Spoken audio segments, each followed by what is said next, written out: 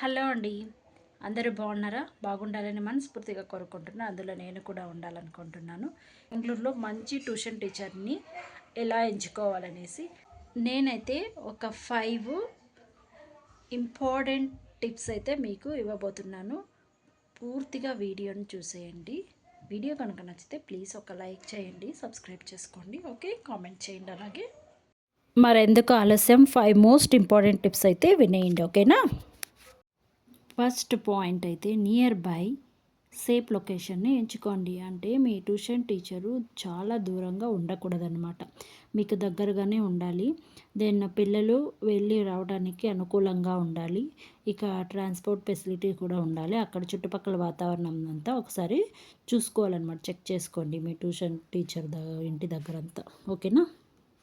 Second point వచ్చేసి teaching style observe చేయాలన్నమాట. అంటే మన ట్యూషన్ టీచర్ వాళ్ళ పిల్లలకి ఎలా చెప్తుందనేసి ఒకసారి డెమో చూసేసిన తర్వాత అయితే మీరు జాయిన్ చేయడం చాలా మంచిది. అంటే గేమ్స్ రూపంలో చెప్తుందా, ఎగ్జాంపుల్ చెప్పేసి చెప్తుందా, ప్లే మెథడ్ చెప్తుందా, అలా చూసేసి పిల్లలకు అర్థమవుతుందా లేదనేసి మీరు ఒకసారి డెమో క్లాస్ చూసేసి చేర్పించడం చాలా ఉత్తమం.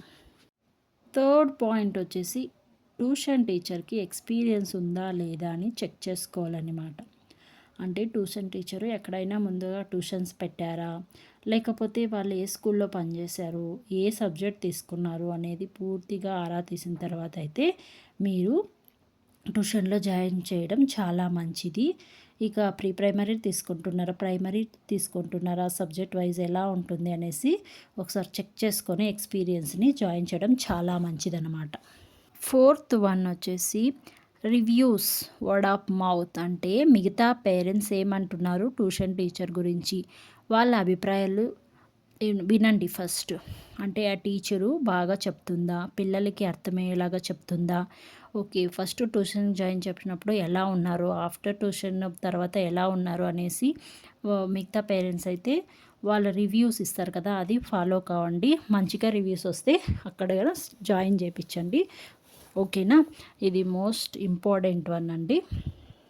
ఇక ట్యూషన్లో ఎంతమంది ఉన్నారు, చాలా తక్కువ మంది ఉన్నారా, ఎక్కువ మంది ఉన్నారా? మనకైతే చాలా తక్కువ మంది ఉంటే పేరెంట్స్కి చాలా బెనిఫిట్ అండి. ఎక్కువ మంది ఉంటే కాదు, తక్కువ మంది ఉంటే ట్యూషన్లో చాలా బెనిఫిట్. ఎందుకంటే ఇండివిజువల్ అటెన్షన్ బాగా తీసుకుంటారనమాట. ఎక్కువ మంది ఉంటే అంతంత మాత్రమే, ఇక మీకు తెలిసిందే కదా, ఓకేనా?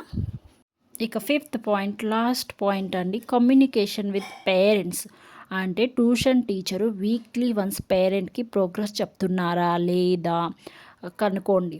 అంటే వీక్లీ ఒకసారి రిపోర్ట్ కనుక ట్యూషన్ టీచరు పేరెంట్స్కి కనుక వాళ్ళ పిల్లల గురించి చెప్పింది అనుకోండి, ఇక పేరెంట్స్కి కూడా ఒక ఐడియా ఉంటుందన్నమాట, పిల్లలు ఏ సబ్జెక్ట్లో వీక్ ఉన్నారు, ఏ సబ్జెక్ట్లో బాగున్నారు, స్ట్రాంగ్గా ఉన్నారు.